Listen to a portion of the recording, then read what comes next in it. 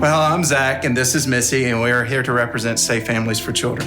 One day from stage, Pastor Jeremy was actually discussing Homes of Hope, which is a offshoot of Safe Families for Children. Missy had actually heard about providing rides for these young women that were in need, and she's like, hey, I can do that.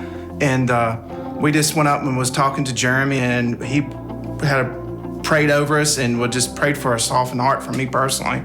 And after that, I went on a missions trip to Nepal, and one of the biggest things that stood out was God was teaching me not about what I was going to do on a missions trip, but what really He wanted me just to be able to take in. I just needed to be available. It was amazing. It was just a switch in my heart that just said, why not? Why can't I say yes to this? And that led us to our first hosting within Safe Families for Children. We had went from one hosting and then we went to the second hosting, and I remember very clearly when it was done, I was just like, there has to be more that we can do. And I just contacted the office one day and was like, I don't know what more we can do. And they needed, it's called a ministry lead, and it's just someone who just kind of taps people on the shoulder and say, are you interested? This is what Safe Families is. But Safe Families for Children is an organization where a community of faith believers come together to help parents who are in need. We typically call it a crisis, and a crisis for them could be they're homeless, they're jobless, their car broke down, they might just need respite because they're a single mom and she's working 2 jobs and she's exhausted. If Zach and I were in trouble, we have a community of people or family that we would call on and say, hey, watch my kids, or I'm going to the hospital, can you step in? Many of our parents do not have that. They're completely socially isolated. So when it comes to the time of need, they don't have anyone to express their need to. And oftentimes that falls into the story of a school finding out or a neighbor finding out, or them themselves just going to social services to say, I need help. And it crosses the line from them trying to be preventative to crossing the line over into foster care, only because they simply don't have the means to meet what their need is.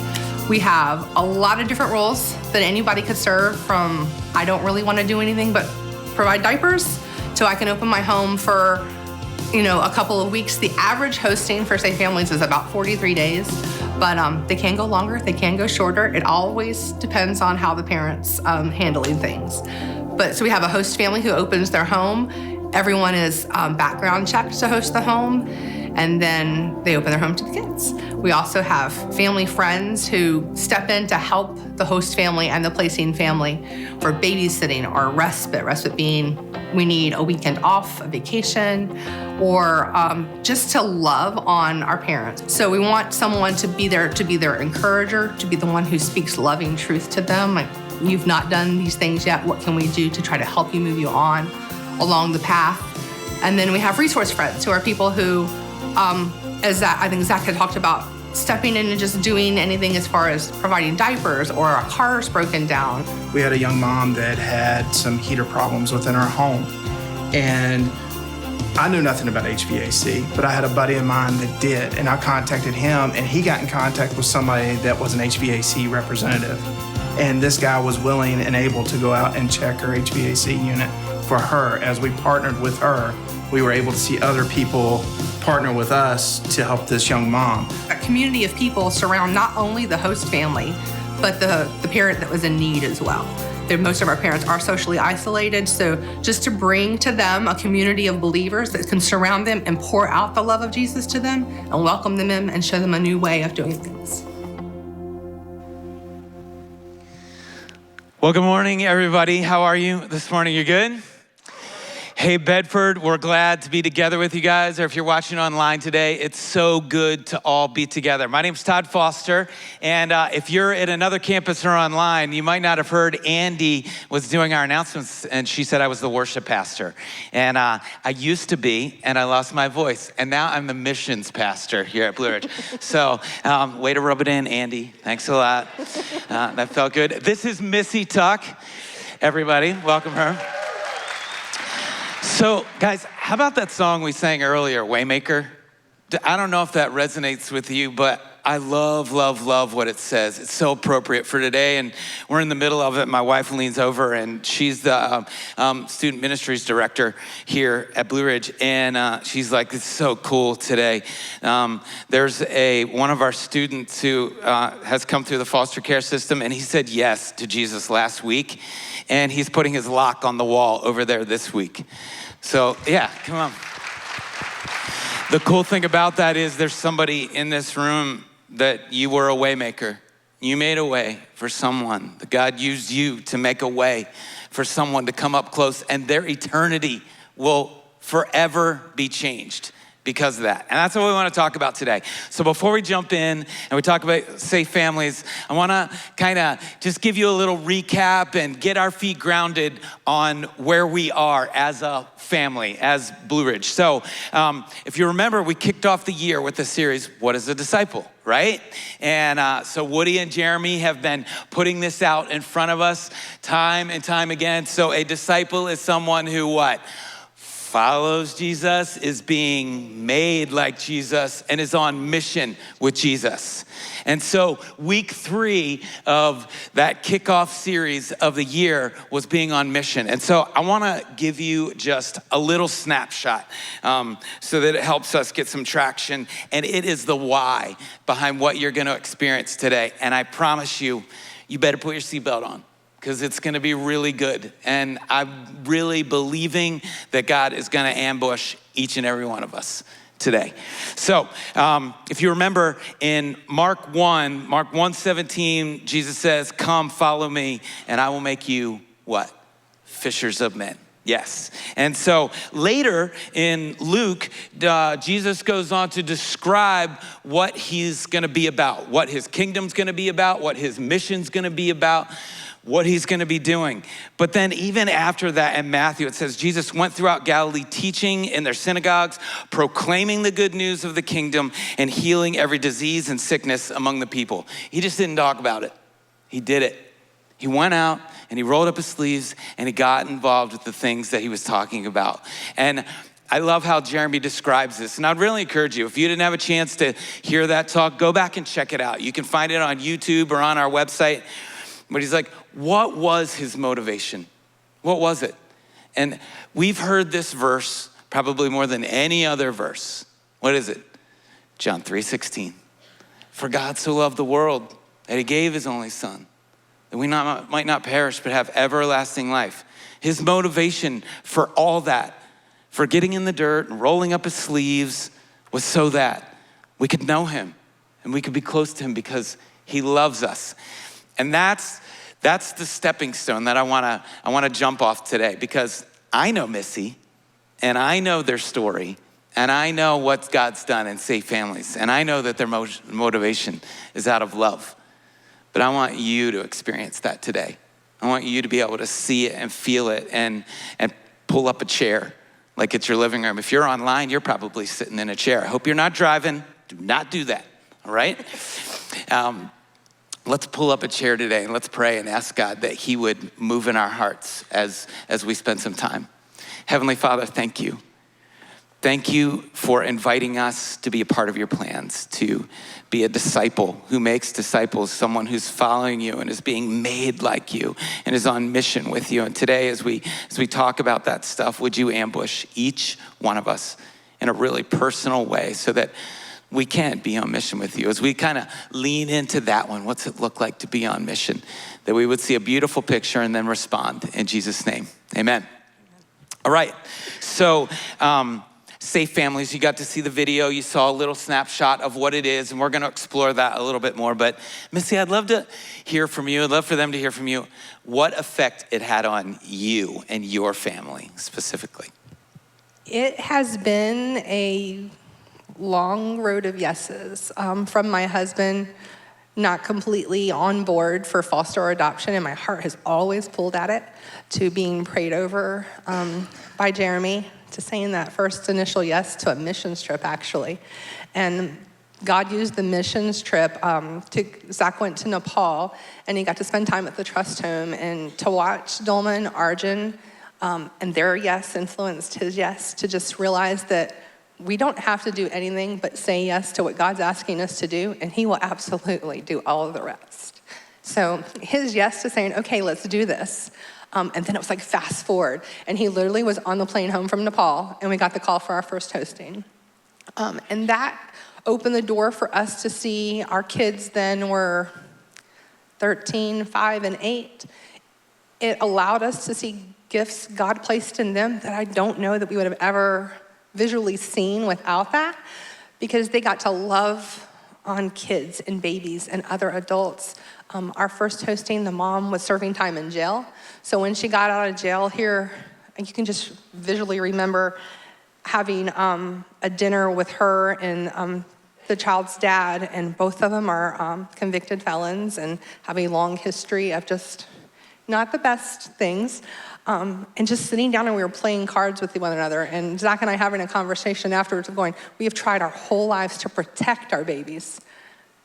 And we just sat them down in this environment and look at the walls that we just completely obliterated for them. They are people. You gotta put on the break. I mean, come on. Can you guys just stop for a second and like be in their living room, be at their dining room table? You're sitting there with two, you know me, people that we would never imagine. We wouldn't imagine that happen. There's this surreal thing happening. It's beautiful. It was very surreal. But it took those moments, that one initial yes, for us to look at these parents. It's easy to love the kids. It really is. But when you invite other people into your home and the relationship with them, it's not always easy, but it has been the most beautiful experience that I think we could have ever not even wished for. Like the blessings that God has given us in that, and just watching our kids grow and become advocates for other kids. Our 16-year-old who has all the 16-year-old male emotions, opening the doors and taking a girl his age to school with him and introducing her to people because she's now living with us. So just watching their growth has been a reward I don't think Zach or I ever saw coming. Yeah, that's incredible. So you brought some pictures to kind of walk us through. And so maybe describe a little bit of this, what was happening here. Okay, this is our very first hosting, and that is Mama being baptized right here. Zach is holding the little guy who brought Safe Families to light within Blue Ridge. And after a very long history of just crime in her life, she said yes to Jesus, which could be the biggest reward we could have ever wanted to have seen. But to know on the front end, 3 years later, she's remained out of jail, the longest in her entire adult life she's ever been out of jail. She's celebrated 3 Christmases out of jail, 3 Thanksgivings out of jail. She's seen all of her son's birthdays because she was able to do this, and you can see the light in her compared to who she was before. And yeah, that was such an honor to be asked to do that. Come on. It's amazing. Yeah, beautiful. And I'm telling you, literally all day long we could tell stories. So we're gonna tell a few more, but that's the different ways that God is moving. It's astounding, it really is. So maybe share, I love this one. So share a little bit about this. This is David and Susan Marshall. Many of you might recognize David. He serves back in kids stuff. He's a small group leader. But just the way God works in his funny way that he does, it took a little bit of time for me to remember that he was our oldest son's small group leader. And then David was sat on the board of Patrick Henry Family Services, which is what Safe Families falls under. He's the treasurer. And one day in the atrium, when the mom you just saw and Isaiah, when they reunited after she got out of jail, the picture's coming up. David captured this picture. He had seen us across the way and had introduced himself that morning to us. And we were talking, and then he saw this happening, and he just kind of stepped back. But for him, it was always the money side of things with the treasurer part of it. And then when he witnessed this happen, it broke him and made her real and made the mission real of serving our children. And he and his wife had now stepped into from providing services like diapers and cash and gift cards and that kind of deal to being a family who takes the kids in and helps and offers respite and providing care. And they're phenomenal supporters of our team. Yeah, I want to just highlight a little principle here in the middle of this whole thing because, it's like an infomercial. You can appreciate it from a distance. You either don't like infomercials, about starving children or someone in the world because it's interrupting your movie, or you feel slightly compassionate about it, but it's not real until you roll up your sleeves and you just get up close to somebody's life. And this was just a brush up against. It was a brush. And look what God did. And so look for that today as we share. Yeah, so they are still together 3 years later. And hold on to the middle. Okay. And David and Susan are very active within our Safe Families group, and their yeses just keep happening. They're just there for us. They're the ones that have gone before, like Andy was talking about. We can look to them for parenting advice. And you talk about parenting your own kids hard. Try parenting someone else's children that you don't know all of their stuff, or that are totally different than you. Totally different genetics. A completely different ballgame. Yeah. So share a little bit about a couple other families that you've seen kind of come into this. How about the Creases? The Creases. So Haley is their daughter, and she had always wanted to do like international missions. And her mama told her for a long time that she could be on mission right in her own school. And then came about one of our host families started hosting an infant, and Tony, whose mom, was like, I can love on a babies. I'll step into Safe Families so I can snuggle a baby and love on a baby every once in a while. I mean, her daughter was in high school getting ready to head off to college. So that was her first initial yes, was I'm gonna welcome in the baby and I'm just gonna love on the baby. Well, once she became a part of it, she started getting all the emails and seeing the huge need for a place for kids. And she said God just kept reminding her, like, you gotta do what you've been telling your daughter to do. Like, I've given you all of this. You have this home, you have this love, you can provide for kids. Like, you've got to do what you've been preaching to your daughter the whole time. And so they started opening their home for hosting kids. So one yes led to the next yes, led to the next yes. And now they are currently on a path they never saw coming, but that's how God works. Yeah. So there's one story that's kind of intertwined with a couple of these that you've just shared, and their names are the Napiers. And we wanted you to be able to hear from them, to see what God did. And so let's watch this together.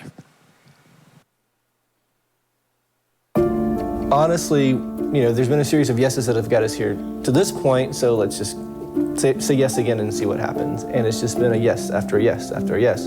It's been my experience anyway. You do kind of get those moments with God where, I don't want to say he rewards you, but you can sense that he's pleased. And I've gotten that more since with Safe Families than any other time, really, I think, in probably my whole Christian life. I think that's safe to say. Hi, I'm Barry Napier, and this is my wife, Janelle Napier. I'm gonna do that again. Hi, I'm Barry Napier. And I'm Janelle Napier. You're terrible. Sorry. Okay. She's always had a heart for adoption or foster care. Me, not so much. But I remember just kind of feeling God kind of poking me like, no, you guys need to at least have the conversation. And so we did. I knew that this is what we were supposed to do, but me just trying to throw every excuse I could at it. It was, you know what, we'll do it, but we're gonna have a respite family and they're gonna have to live really close. And so God not only answered that, but he kind of rubbed my nose in it too, because our respite family was literally across the street and one house down. So we went to home shares in the fall and we did all of the paperwork, and then we had our first hosting over Christmas. Our first hosting was a 16-year-old and her 8-month-old daughter. And they came, we went and saw them and visited with them for like half an hour. And it was weird how natural it felt, like it just fit. And they were here for about 3 or 4 hours. And I remember texting some guys in like a small breakfast group that I have. I'm like, I don't know what I was thinking.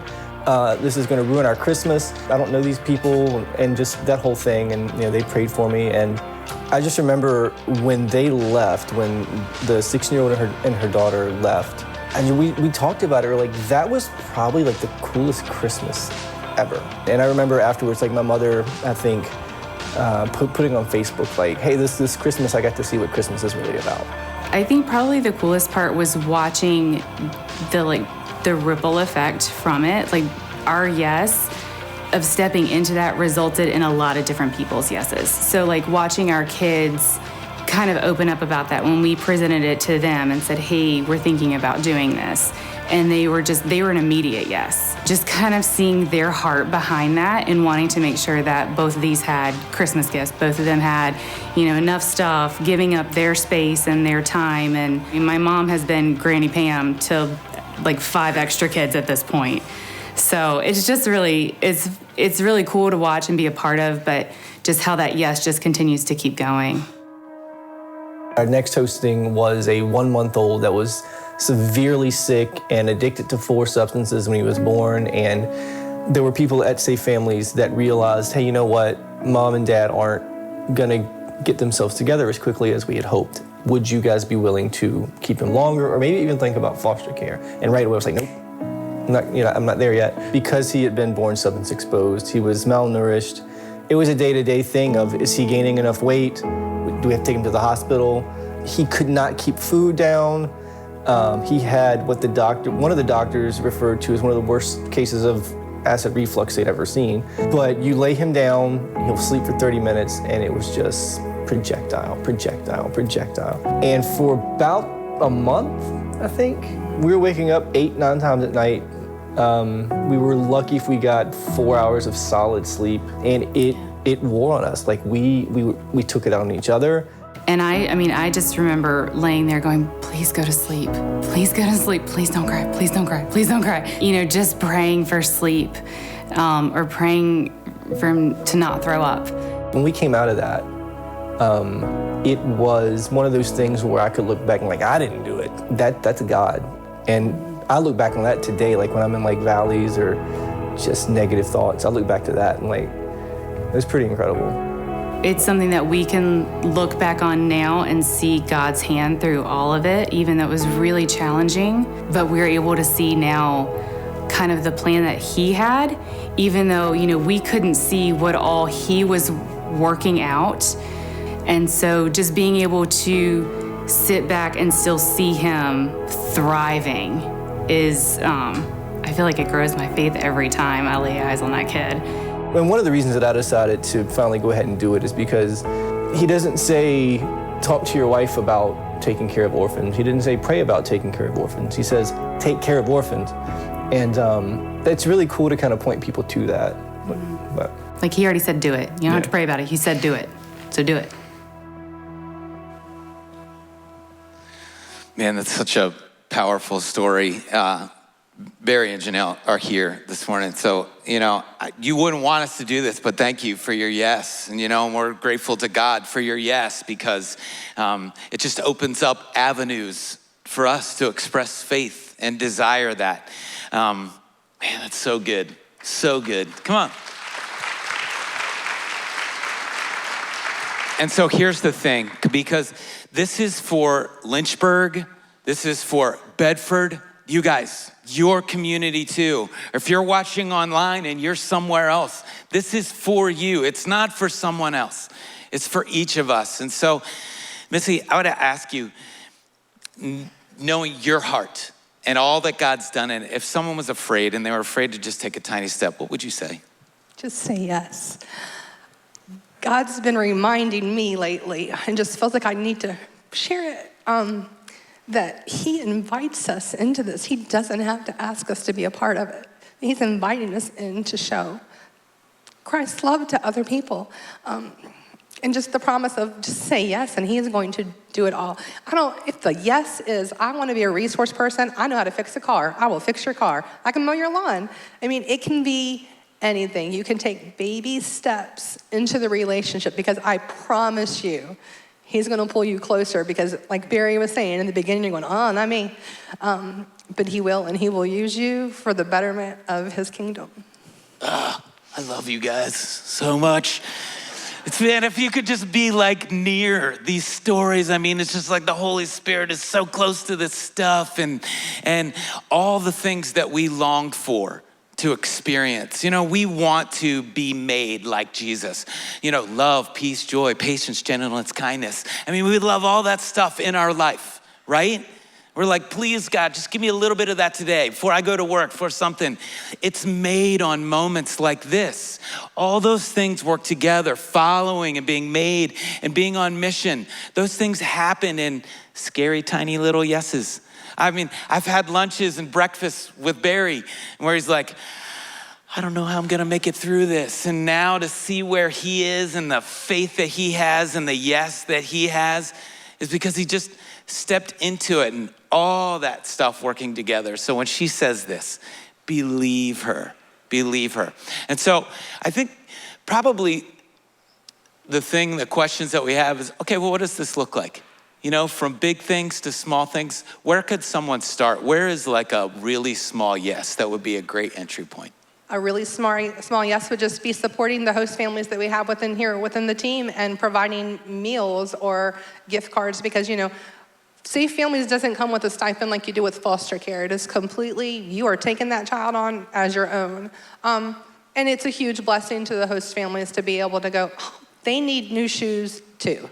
And someone stepping in and going, I'll get that child's shoes. Or saying yes to the parents. Like, our parents seem to be maybe sometimes on the sidetrack because we're also focused on providing that safe house for the child.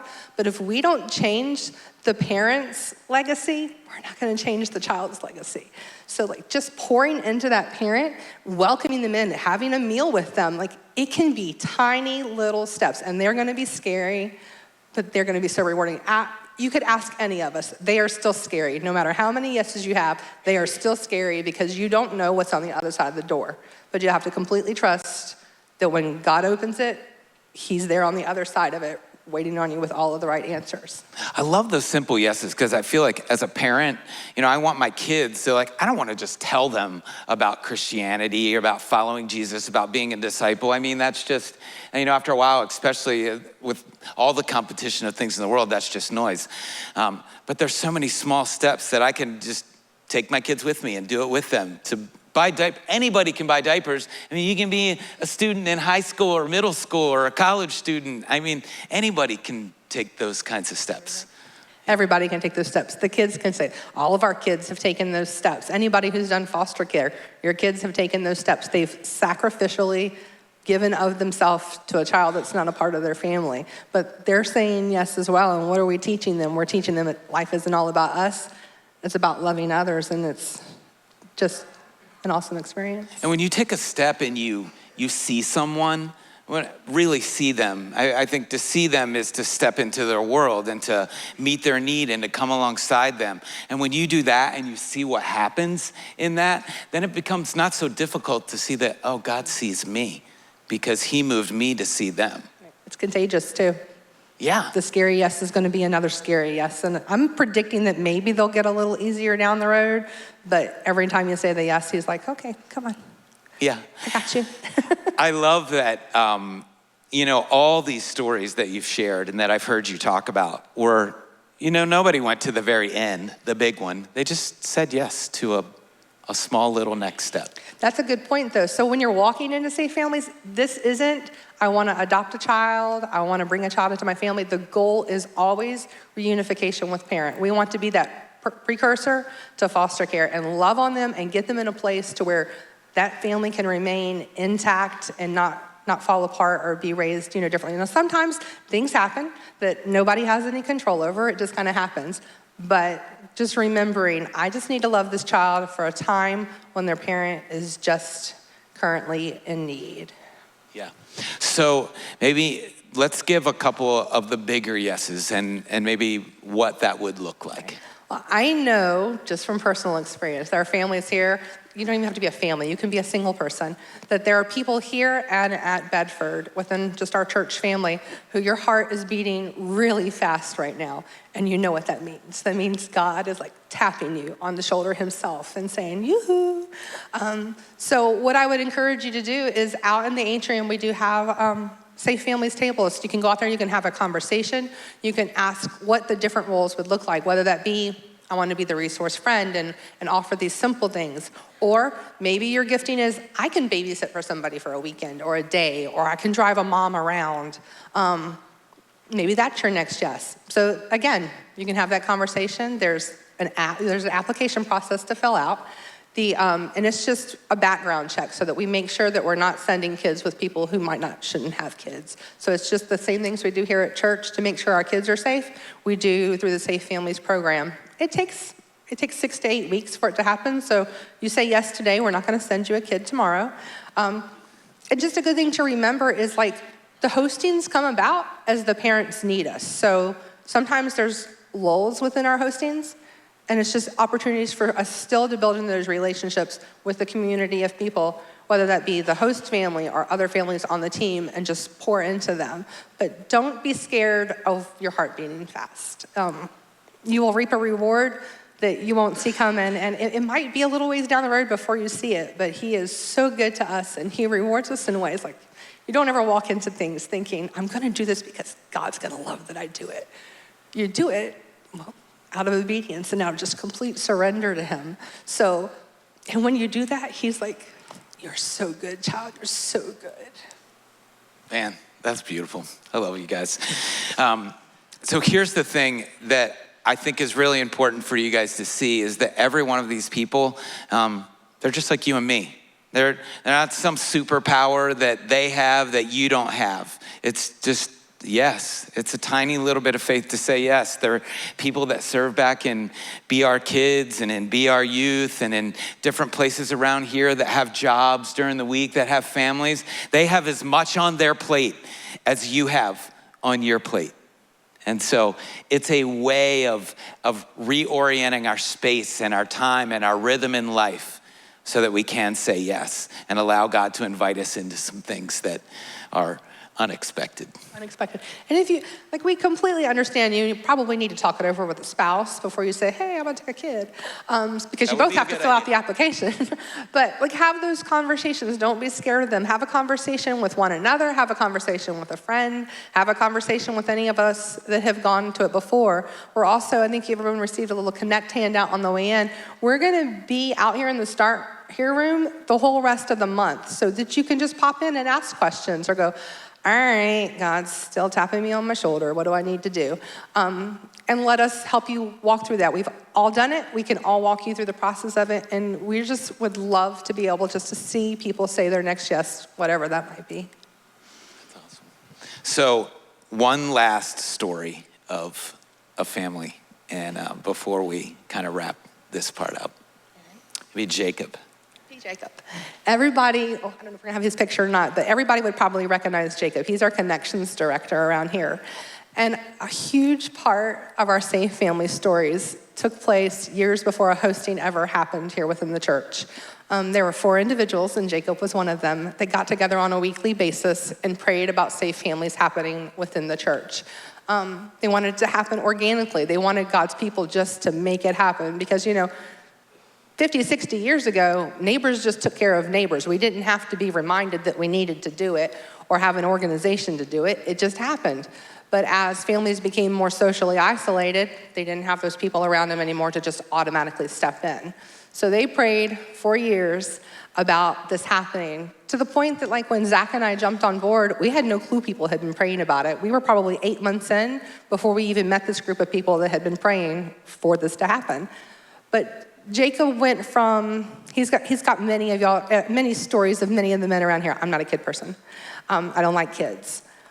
But God broke his heart through prayer to bring them into first starting as a resource family. And they were offering goods and running errands.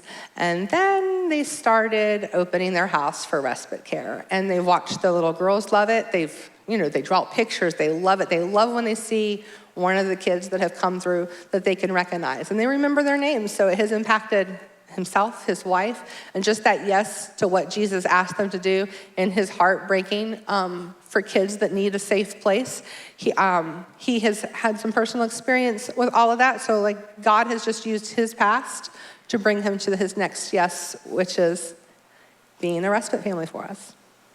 Missy, we want to thank you. These guys have paved the way for us to have some on-ramps here. And so let's give them a hand. Come on.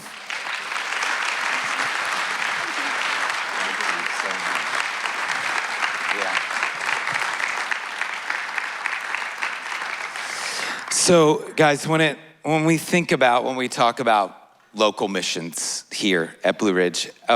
Several months ago, we talked about the Agape Center, which serves the underprivileged here in Lynchburg. And Tabitha North, who came to know Jesus here at Blue Ridge, and Deb Kuntz, they were people that were part of foundationally starting that. And when I think about their story and I can hear them, they would say the same thing that Missy said, which was just a series of small yeses. Just here I am. And I want you guys to just take a minute and think about the song that we sang earlier, More of Jesus. Like, I want to be more of you, that all of you, less of me. Take everything. It's so easy to drive in and be like, I love that idea. That feels really good. I want that, okay? Well, here's an intersection right here. This is our community. When we say, this is us, this is Lynchburg, this is Bedford, this is my town, it's you. It's not someone else. It's you and me, it's Missy, it's the Napiers, it's Jacob, it's the Creasy's, it's you and me. I promise you, if you're thinking of someone else in the room, stop it. It's you and me. It's us. We are plan A. To follow and to be made like Jesus and to be on mission with Jesus. I get it. I get it that your schedule is busy. Mine is so busy. I live with like Miss Planner. If there's a free space, she's gonna plan something. And my life is infinitely better for it. I love you, babe. Our lives are busy. We have to find new rhythms in our life. So while we're doing something else, while we're making dinner, have a Safe Families baby sitting on the counter, goo-gooing in the face and looking at them and loving them. On your way to drop your kids off somewhere or to pick up some groceries, grab a pack of diapers in the aisle next to it and just swing by and drop them off somewhere. We can do that. When you came in, you were given a penny. Did you not get a penny? If you didn't raise your hand. Okay, so penny is the smallest increment we got, right? I love it, and I'm not being corny even on it. Is in God we trust and liberty. I mean, two things that would be appropriate for today, right? So we were at a conference a couple weeks ago, and the guy was applying it to something different in our lives, but I thought this would be so good for us today. I've kept this penny in my pocket since then for a couple weeks, and he's like, if you could just every day, just a little reminder, a little local missional reminder that could help us wake up and in the graphic of follow, being made, and on mission, there's that middle piece that's growing us to be more like Jesus. We want that center to grow. Could you imagine if we all allowed this to be a reminder? So across all our campuses, all services will be more than 3,000 people today. So on average, it's above that. So let's say 3,000. If we allowed this to remind us every day to live missionally for a whole year, all of us, you know how many little acts of living missionally that would be? You math people are already there, I know. It'd be over 1,068,000 acts of living missionally in 1 year. 1 million. I mean, one story that you heard, could you imagine if 1 million of those happened in Lynchburg? Oh man, the news would be talking about Lynchburg. And it should. And so we want you guys, we're inviting you, we're asking you. I think God is inviting you and asking you. As a matter of fact, I know he is.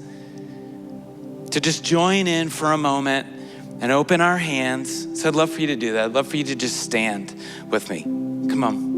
Whatever campus you're at, if you're at home, if you're watching online,